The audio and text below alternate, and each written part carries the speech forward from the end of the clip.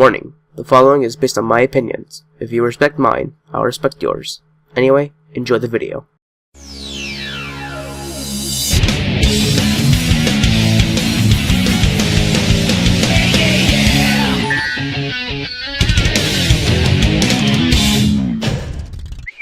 That was cool! Hey, what's up everyone? pcodymatt here, and today I'll be reviewing Sonic Adventure for the Sega Dreamcast. But before I'll start, I'd like you to know that I own the Sega Dreamcast, but don't own the game itself, so unfortunately I can't show the footage from the console itself. The footage will be taken from the Xbox 360, so without further ado, let's get started. Roll the opening.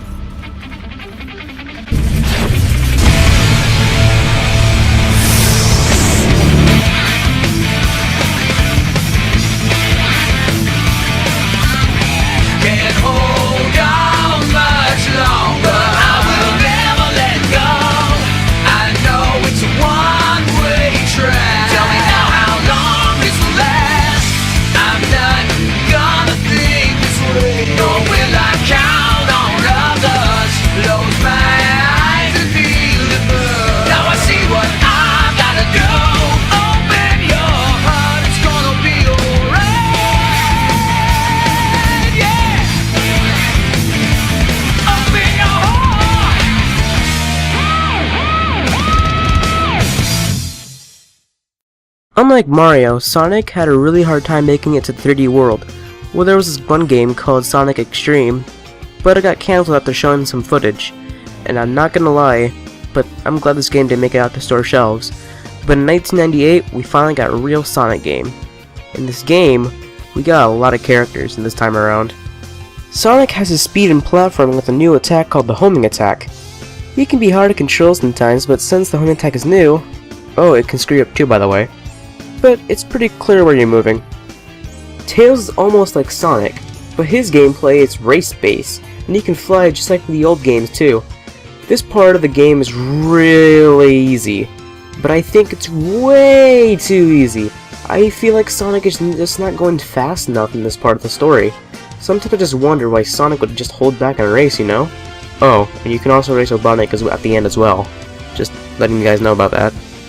Knuckles is one of the most fun parts in the game by adding gliding and wall climbing into the mix of his gameplay. His gameplay is finding the massive emerald pieces with the radar system.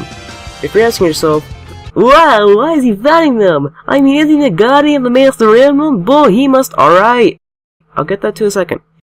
Jeez. Amy is a pink hedgehog that moves nothing like the other three characters.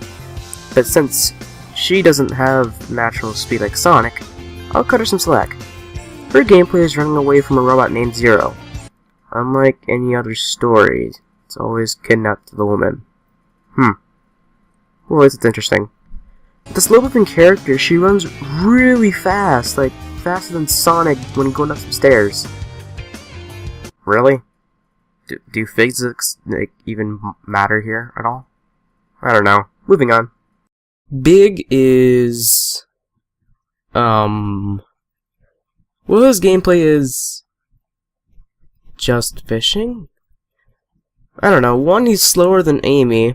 Like, so slow.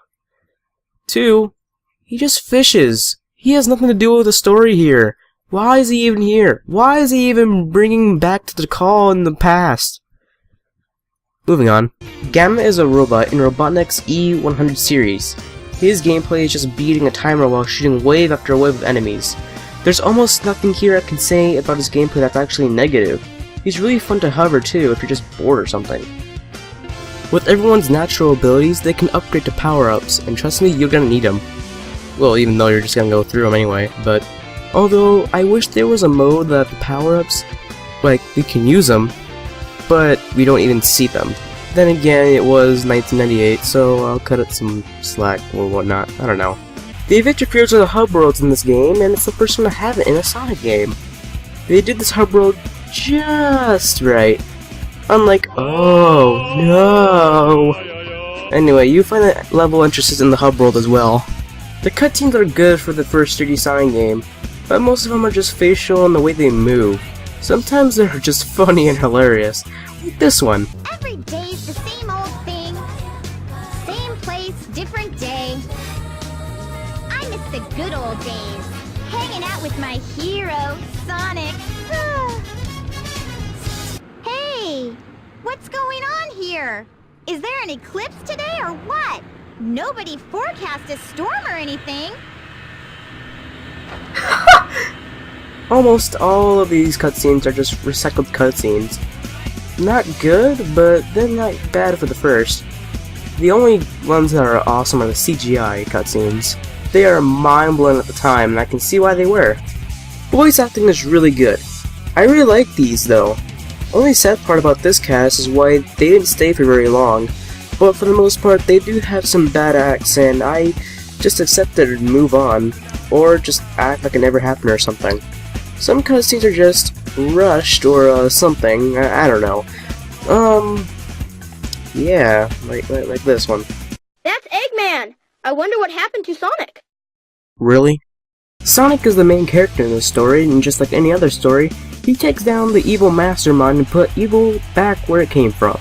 The other characters actually drive him into the story from a different purpose. Tails is starting to act like a man in this story when Sonic is not there to help him, letting him save Station Square. I did it all by myself! Knuckles is just in the story because he's looking and finding the pieces of Master Emerald, and getting mixed up with Robotnik and Sonic. No coincidence there either. Amy is minding her own business and just so happens to find a bird that got away from Robotnik's ship. The bird had a Chaos Emerald the whole time, in this whole story, so this story actually meaning something. Hi. Big is trying to save his friend Froggy after swallowing part of Chaos and a Chaos Emerald, and with that little bit of chaos, he just opens to grow a tail. That's pretty obvious, I guess. And Robotnik is trying to get the frog as well, making a big board damn ship, that should never happen, and meeting Sonic, this leading one of the most disappointing boss fights ever. I'm not joking, this is disappointing. Gamma is a robot made from Robotnik. He was made into the E100 series. When he was trying to get the bird from Amy, yeah, she got kidnapped, and you never noticed that. But, yeah, I told you so. They always kidnap the woman, so. Anyway, when Gamma is trying to get the bird from Amy, she opens Gamma's mind as he's thinking about everything that Robotnik has done to his brothers. And he goes against him, going and saving his brothers by blowing them up. Yep, just like what brothers do. One shall stand, one shall fall. When you beat the main story, you are rewarded with the real final story. Just the story left out from Sonic's story. Remember how I said that about that light ball coming out of the Master Emerald on Knuckles' story? Well, that was the spirit of Tikal.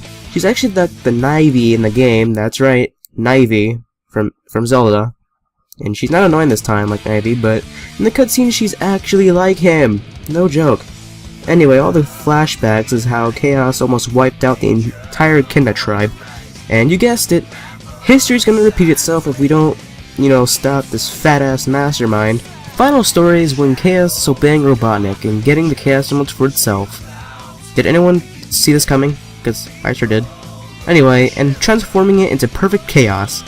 Tails explains that Chaos only used the negative power of the emeralds, and if Sonic used the positive power, you can use that to take him down and show who's boss.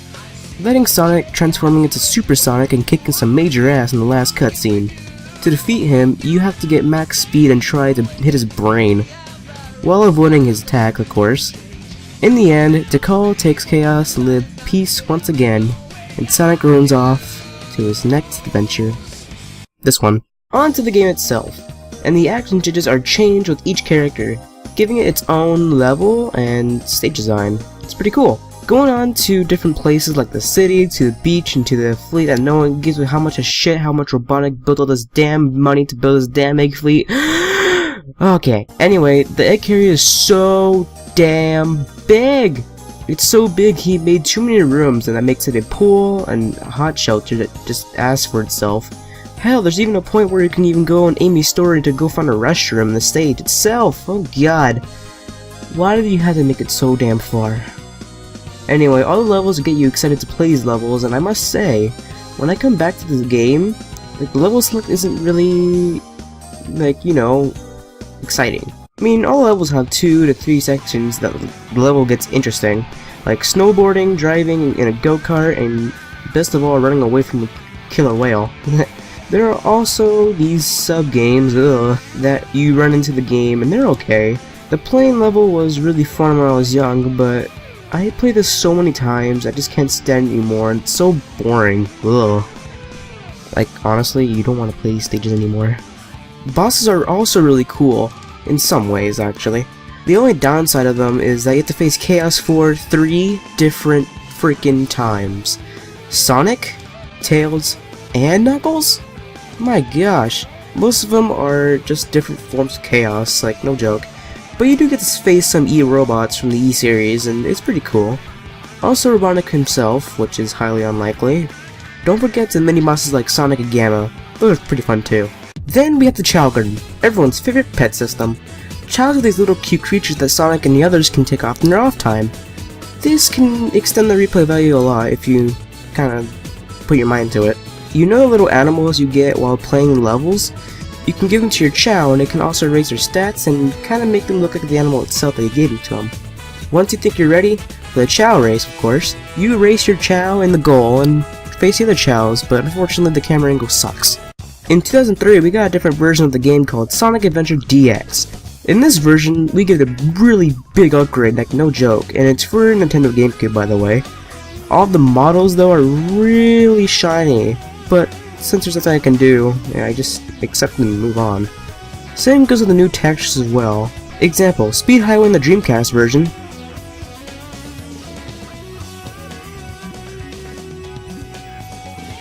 and in the GameCube version. It's different overall, and I like the Dreamcast better in some ways, and I must say I like the GameCube also in some ways, of course. I have to say, this isn't my footage. These clips are from YouTube.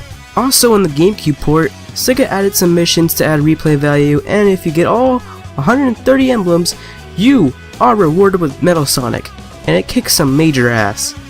Plus, you can unlock Sega Game Gear games too, and that's just awesome because most of you don't even own a Sega Game Gear like myself. The game got released again in 2010 for PS3 and Xbox 360. The two things that bothered me in this port, it was the purple screen. The only thing I wish they added was you can change the screen to widescreen or in the original 4:3 ratio. And the second thing that was really bothering me is what they removed the Game Gear games. What the hell? One of the best parts of this game is the soundtrack, and there are really catchy tunes and some rock and roll. Each character has their own theme song, and either plays parts of the story and in the credits. Since it just has 2 or 3 points, the song changes and it's really cool how they did that. Although, I wish it was like this for the other Sonic games, but I can see why they didn't do that.